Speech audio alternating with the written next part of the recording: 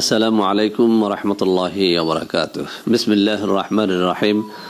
আলহামদুলিল্লাহি রাব্বিল আলামিন ওয়াল আকিবাতু লিল মুত্তাকিন ওয়াসসালাতু ওয়াসসালামু আলা নাবিয়্যিহি মুহাম্মাদিন ওয়া আলিহি ওয়া আসহাবিহি আজমাইন আম্মা বা'দ।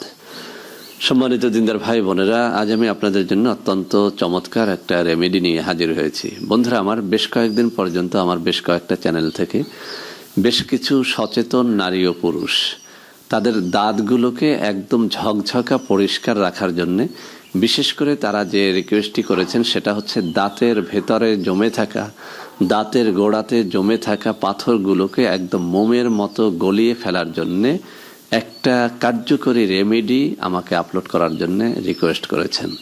তো বন্ধুরা, আমার সত্যিকার অর্থে আজকে চমৎকার একটা রেমেডি নিয়ে আমি আপনাদের সামনে হাজির হয়েছি। এই রেমেডিটি আমি নিজে ইউজ করে ফল পেয়েছি। আপনারা আমার দাঁত যদি দেখেন, এই দাঁতের গোড়াতে কোথাও আপনি পাথর খুঁজে পাবেন না।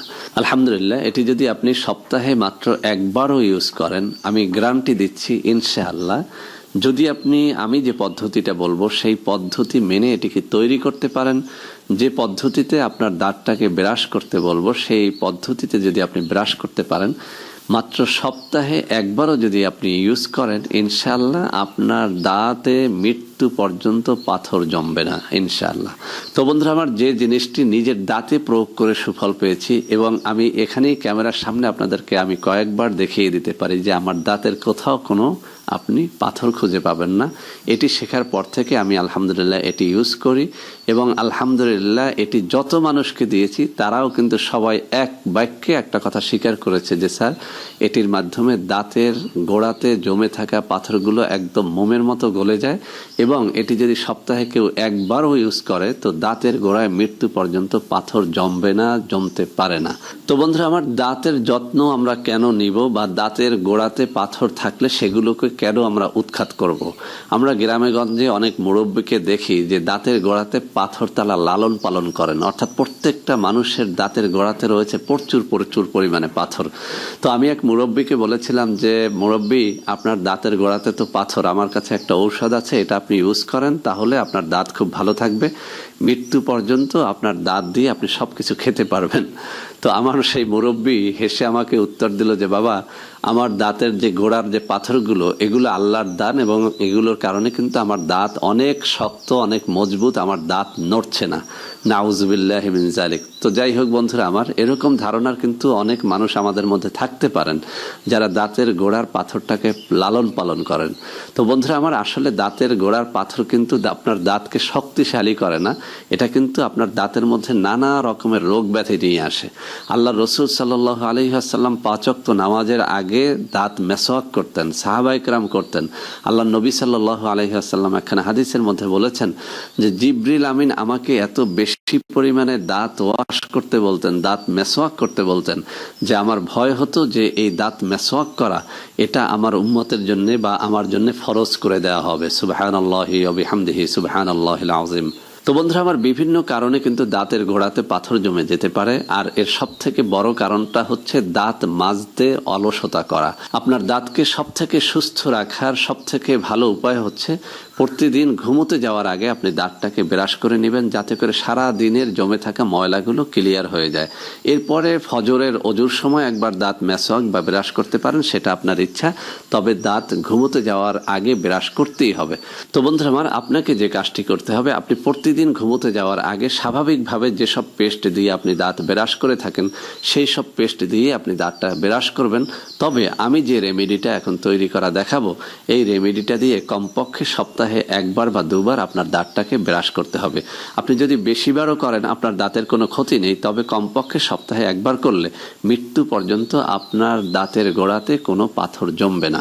তো বন্ধুরা আমার, এই রেমেডিটা তৈরি করার জন্য আপনাকে 4টা উপাদান একত্রে মিশিয়ে নিতে হবে। আপনাকে যে কাজটি করতে হবে, একটা খালি পেয়ালার মধ্যে 1 চা চামচ লবণ ঢেলে নিতে হবে। অর্থাৎ আমরা যে লবণটা খাবারে গ্রহণ করে থাকি, আয়োডিনযুক্ত লবণ হলে সব থেকে ভালো হয়। 1 চামচ আয়োডিনযুক্ত লবণ একটা খালি পেয়ালার মধ্যে ঢেলে নিতে হবে।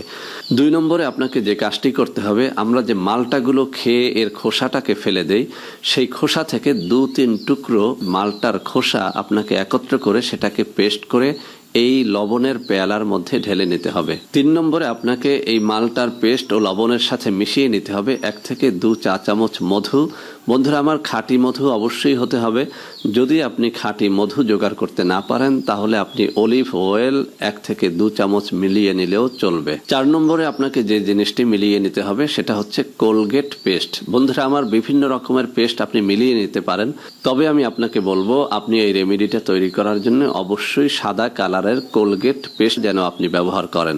তো বন্ধুরা আমার, এই 4টা জিনিসকে আপনি সুন্দর করে মিশিয়ে নেন এবং সর্বশেষে আরো একটা জিনিস আপনি ইচ্ছে করলে মিলিয়ে নিতে পারেন, সেটা হচ্ছে 1 চা চামচ খাবার সোডা, যাকে আমরা বলে থাকি বেকিং পাউডার বা বেকিং সোডা। তো বন্ধুরা আমার, অনেকেই প্রশ্ন করতে পারেন যে আপনি বলেছিলেন 4টা উপাদান মিলিয়ে নিতে হবে, আপনি বললেন 5টা।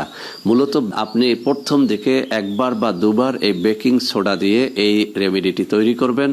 যখন আপনার দাঁতের গোড়া থেকে আপনার জমে থাকা পাথরগুলো গলে যাবে, তারপর থেকে এই বেকিং সোডা ইচ্ছে করলে আপনি নিতে পারেন, ইচ্ছে করলে এটিকে বাদও দিতে পারেন। তবে যদি আপনি বেকিং সোডা সবসময়ের জন্য ইউজ করেন তাহলে আপনার দাঁত থাকবে একদম মুক্তোর মতো ঝকঝকে পরিষ্কার। তো বন্ধুরা আমার, আপনি কিন্তু এই 4টা বা 5টা উপাদান একত্র করে অত্যন্ত চমৎকার একটা রেমেডি তৈরি করে ফেলেছেন। যদি আপনার দাঁতের গোড়ায় 5 বছর বা 10 বছরের পুরনো পাথরও জমে থাকে, ইনশাআল্লাহ এই রেমেডিটা আপনার ব্রাশে মেখে যদি আপনি দাঁত ব্রাশ করেন, আপনার দাঁতের যত পুরনো পাথর হোক না কেন সেটা একদম মোমের মতো গলে গলে পড়ে যাবে। বন্ধুরা আমার, আমি আবারও স্মরণ করিয়ে দিচ্ছি, এই জিনিসটি কিন্তু আমার নিজের দাঁতেই আমি প্রয়োগ করে ফল পেয়েছি। বহু মানুষকে নিজ হাতে এই রেমেডিটা আমি তৈরি করা শিখিয়েছি এবং তারাও এটা ইউজ করে অনেক ভালো ফল পেয়েছেন। বিধায় কিন্তু আজকে এই রেমেডিটা আমি আপনাদের মধ্যে শেয়ার করলাম। বন্ধুরা আমার, এই চমৎকার রেমেডিটি ইউজ করার মাধ্যমে যদি আপনি ভালো একটা ফলাফল লাভ করেন, অবশ্যই আমাকে দোয়া করতে ভুলবেন না। বন্ধুরা আমার, ভিডিওটি ভালো লাগলে লাইক করবেন, কমেন্ট করবেন, শেয়ার করবেন, আমাদের চ্যানেলটিকে ভালোবেসে সাবস্ক্রাইব করবেন। আল্লাহ হাফেজ। আসসালামু আলাইকুম ওয়া রাহমাতুল্লাহি ওয়া বারাকাতুহু।